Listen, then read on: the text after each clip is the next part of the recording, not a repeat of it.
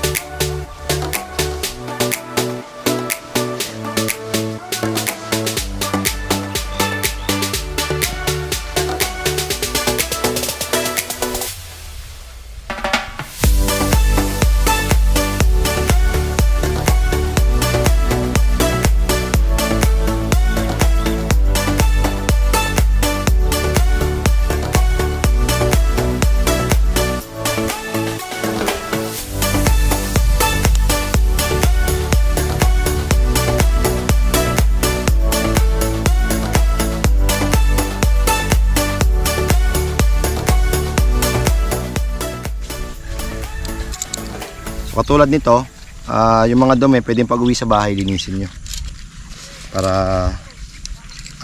hindi siya magkaroon ng mancha, and definitely hindi naman siya kakalawangin dahil hindi naman siya bakal, siya aluminum. Now, pwede rin po na hindi nyo siya ilagay dito, lalo na kung gusto nyo ay mailagay nyo siya sa loob ng bag nyo. So pwedeng hiwa-hiwalayin, hiwalayin nyo yung inyong fly sheet saka yung mismong body, and then yung pinaka poles nyo ay ilalagay nyo lang din sa side ng bag nyo. So pwede pong ganon para wala ka ng extra bit-bitin or dalahin.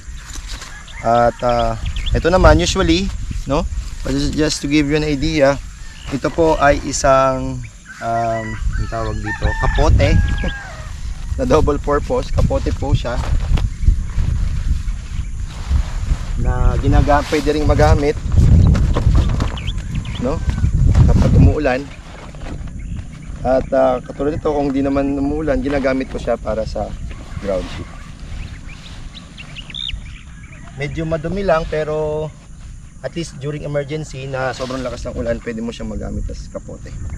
And then sa paglalagay naman sa bag natin, usually yung kapote nilalagay ko siya as cushion sa pinaka ilalim ng bag para kumbaga yun yung pinaka pampatibay or pang protection sa ilalim ng bag nyo, para kahit may mga item or mga objects na tumatama sa ilalim ng bag nyo, mas protektado siya dahil merong trapal sa ilalim niya.